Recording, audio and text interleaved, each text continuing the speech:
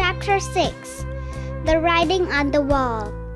Jack and Annie squinted at the pyramid wall.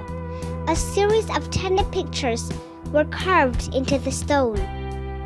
There are 4 pictures here, Jack told the Ghost Queen. Describe them to me, Jack.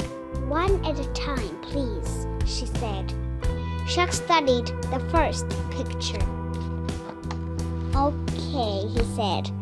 The first one is like this.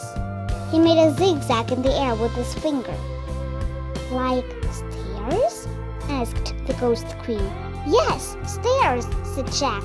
Just like stairs. She nodded. Easy enough. Jack studied the second picture. The second one has a long box on the bottom, he said. He drew it in the air. The Ghost Queen looked puzzled. With 3 things on top, like this, said Annie. She drew squiggly lines in the air. The Ghost Queen still seemed puzzled. Like a hat, said Jack. Hat? Said the Ghost Queen. No, more like a boat, said Annie. Boat? Said the Ghost Queen. She got excited. Boat? Jack took another look at the wall. Yes, it could be a boat, he said. The Ghost Queen looked very happy. She smiled. Yes, of course, she said. Jack and Annie studied the next picture. The third one is like a thing that holds flowers, said Annie. Or a thing that holds water, said Jack. Like a jug? Asked the Ghost Queen. Exactly, said Jack. Yes, a jug, said Annie. Jack and Annie studied the last picture. And the last one looks like a pole that droops, said Annie. Like a curved stick, said Jack. But one side is shorter than the other. The Ghost Queen looked puzzled. Wait, said Jack. I'll draw it in my notebook. Big, so you can see it. Jack put down the scepter and got out his pencil. He drew the hieroglyph. A folded cloth, said the Ghost Queen. Well, not really, said Jack. He studied his drawing. But that is the hieroglyph for a folded cloth, said the Ghost Queen. Well, okay, said Jack. He looked at the first hieroglyph again. He still couldn't see the folded cloth, unless it was like a towel hanging over a bathroom rod. So that's all of them, said Annie. She pointed at each picture. Stairs, boat, jug, folded cloth. Jack wrote the words in his notebook. Stairs, jug, boat, cloth. So what does the message mean? He asked the Ghost Queen. Come, she said. She held out her hand. Come to my burial chamber. And she floated away. Chapter 7 The Scroll. Jack put the scepter and his notebook and pencil into his pack. He and Annie followed the Ghost Queen deeper into the pyramid until they came to some stairs. The stairs, said Jack and Annie. The Ghost Queen floated up the stairs. Jack and Annie followed. The Ghost Queen floated right through a wooden door. Jack and Annie pushed down the door. It opened slowly. They stepped into a cold, drafty room. The Ghost Queen was nowhere in sight. Dim torchlight lit the huge room. It had a very high ceiling. On one side was a pile of tables, chairs, and musical instruments. On the other side of the room was a small wooden boat. The boat, said Jack. What's it doing inside Queen Atepi's pyramid? Asked Annie. Maybe it's supposed to carry her to the next life, said Jack. He and Annie went over to the boat. They looked inside it. The boat was filled with many things. Gold plates, painted cups, jeweled goblets, woven baskets, jewelry with blue stones, small wooden statues. Look, said Jack. He reached into the boat and lifted out a clay jug. The jug, said Annie. Jack looked inside the jug. Something's in here, he said. What is it? Asked Annie. Jack felt down inside the jug. It feels like a big napkin, he said. The folded cloth, said Annie. Jack reached into the jug and pulled out the folded cloth. It was wrapped around an ancient-looking scroll. Jack slowly unrolled the scroll. It was covered with wonderful hieroglyphs. The Book of the Dead, whispered Annie. We found it. We found our book. Oh, man. Jack traced his finger over the scroll. It felt like very old paper. Queen Hetepi, called Annie. We have it. We found your Book of the Dead. Silence. Queen Hetepi. Then another door on the other side of the chamber creaked open. In there, said Annie. Maybe she's in there. Jack's heart was pounding. Cold air was coming through the open doorway. Come on, said Annie. Wait, no, said Annie. She's waited 1,000 years for her book. Don't make her wait any more. Jack put the ancient scroll into his backpack. Then he and Annie slowly started to cross the drafty room. They came to the open door. Annie went through first. Hurry, Jack, she said. Jack stepped into the other room. It was nearly bare, except for a long gold box. The box was open. The cover was on the floor. Queen Hetepi? Queen Hetepi? Called Annie. Silence. We found it, said Annie. Your Book of the Dead. There was still no sign of the Ghost Queen. The gold box glowed. Jack could barely breathe. Let's leave the scroll on the floor and go, he said. No, I think we should leave it in there, said Annie. She pointed to the gold box. No, said Jack. Don't be afraid, said Annie. Come on. Annie took Jack by the arm. They walked together across the room to the glowing gold box. They stopped in front of the box, and they peered inside. Chapter 8. The Mummy. A real mummy. Bandages were still wrapped around the bald skull. Most of the bandages had come off the face. It was Hetepi, Queen of the Nile.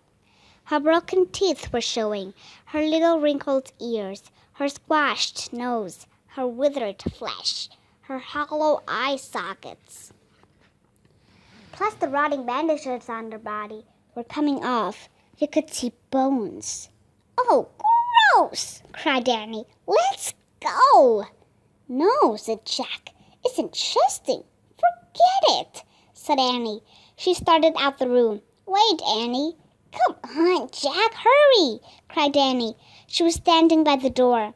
Jack pulled out the Egypt book and flipped to a picture of a mummy. He read aloud. Ancient Egyptians tried to protect the body so it would last forever. First it was dried out with salt. Ugh, stop, said Annie. Listen, said Jack. He kept reading. Next, it was covered with oil. Then it was wrapped tightly in bandages. The brain was removed by... Yuck! Stop! Cried Annie. Goodbye! She dashed out of the room. Annie, called Jack. We have to give her the Book of the Dead. But Annie was gone. Jack reached into his pack. He pulled out the scroll and the scepter. He put them next to the mummy's skull. Was it just his imagination, or did a deep sigh seem to shudder throughout the room? Did the mummy's face grow calmer?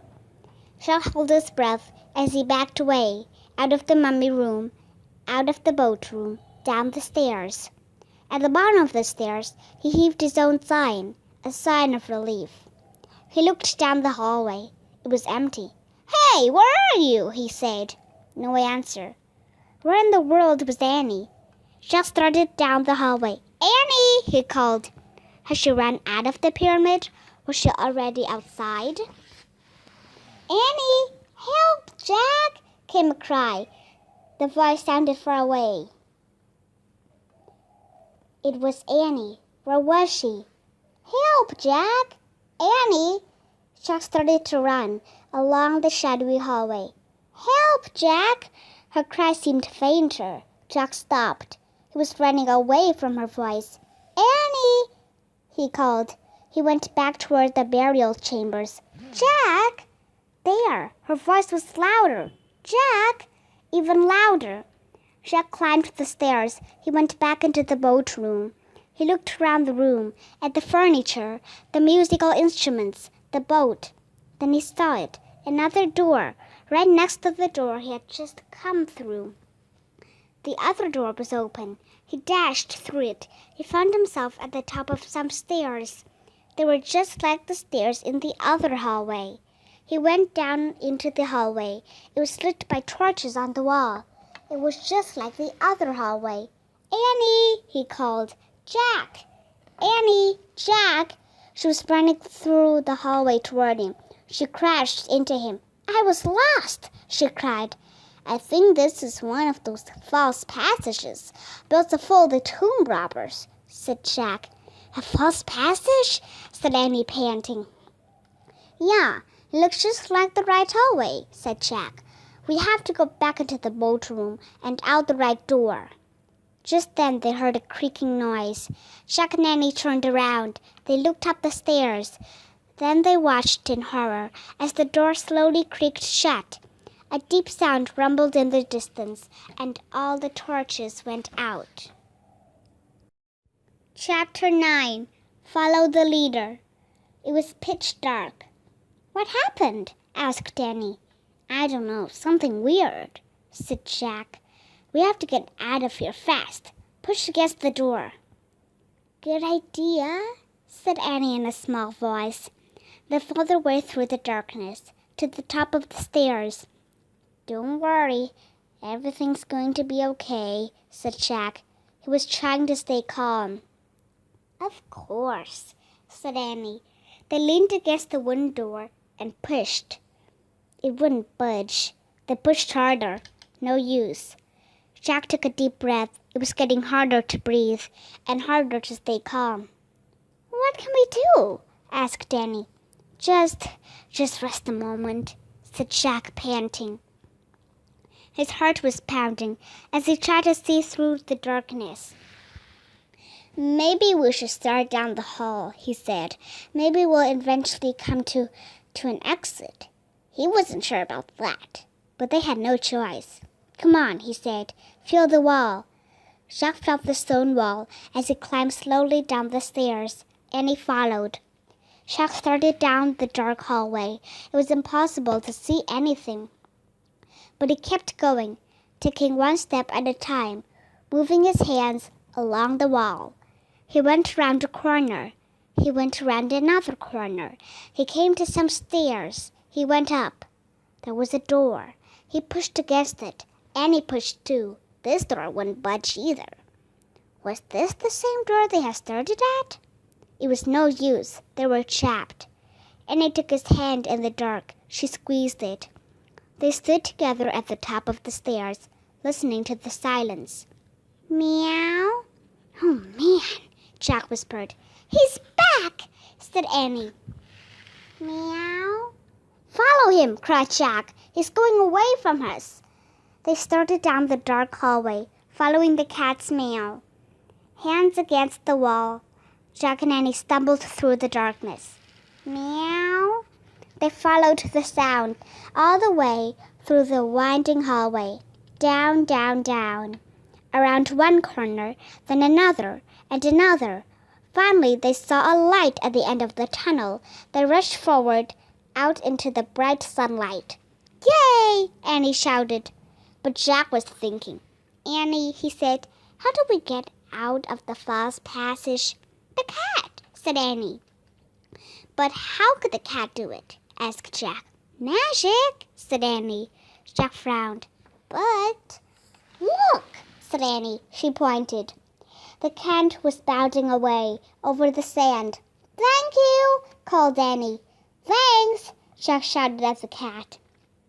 His black tail waved. Then it disappeared in the shimmering waves of heat. Jack looked toward the palm trees. At the top of one sat the tree house, like a bird's nest. Time to go home, Jack said. He and Annie set off for the palm trees. It was a long haul to walk back. At last, Annie grabbed onto the rope ladder, then Jack. Once they were inside the treehouse, Jack reached for the book about Pennsylvania. Just then, he heard a rumbling sound, the same sound they had heard in the pyramid. "Look!" Annie said, pointing out the window. Jack looked. A boat was beside the pyramid.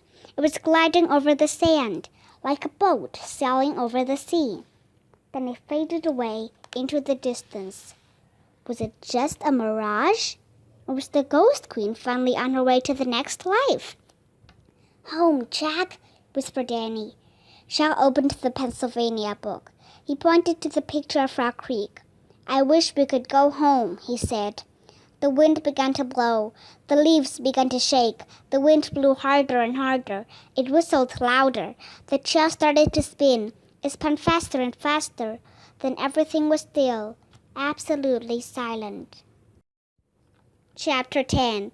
Another Clue. Late morning sunlight shone through the treehouse window. Shadows danced on the walls and ceiling. Jack took a deep breath. He was lying on the floor of the treehouse. "I wonder what's Mom making for lunch," said Annie. She was looking out the window. Jack smiled. Lunch, Mom, home. It all sounded so real, so calm and safe. "I hope it's peanut butter and jelly sandwiches," he said. He closed his eyes. The wood floor felt cool. "Boy, this place is a mess," said Annie. "We better make it neater in case Em comes back." Jack had almost forgotten about Em. Would they ever meet the mysterious Em, the person who seemed to own all the books in the treehouse? "Let's put the Egypt book on the bottom of the pile," said Annie. "Good idea," said Jack. He needed a rest before he visited any more ancient tombs. "Let's put the dinosaur book on top of the Egypt book," said Annie. "Yeah, good," said Jack. And a long rest before I visited another Tyrannosaurus Rex. "The cat's book can go on the very top of the pile," said Annie. Jack nodded and smiled. He liked thinking about the knight on the cover of the castle book. He felt as if the knight were his friend. "Jack," said Annie, "look!" Jack opened his eyes. She was pointing at the wooden floor. "What is it?" he asked. "You have to see for yourself." Jack groaned as he got up. He stood next to Annie and looked at the floor. He didn't see anything. "Turn your head a little," said Annie. "You have to catch the light just right." Jack tipped his head to one side. Something was shining on the floor. He tipped his head a bit more. A letter came into focus. The letter M. It shimmered in the sunlight. This proved the cheers belonged to M. Absolutely for sure. No question, no doubt about it. Jack touched the M with his finger. His skin tingled. Just then, the leaves trembled. The wind picked up. "Let's go down now," he said. Jack grabbed his backpack. Then he and Annie climbed down the ladder. As they stood on the ground below the treehouse, Jack heard a sound in the bushes. "Who's there?" he called. The woods grew still. "I'm going to bring the medallion back soon," Jack said loudly. "And the bookmark too. Both of them. Tomorrow." "Who are you talking to?" asked Annie. "I feel like M is nearby," Jack whispered. Annie's eyes grew wide. Should we look for him? But just then, their mother's voice came from the distance. "Jack! Annie!" Jack and Annie looked round at the trees. Then they looked at each other. "Tomorrow," they said together. And they took off, running out of the woods. They ran down their street. They ran across their yard. They ran into their house. They ran into their kitchen. They ran right into their mom. She was making peanut butter and jelly sandwiches.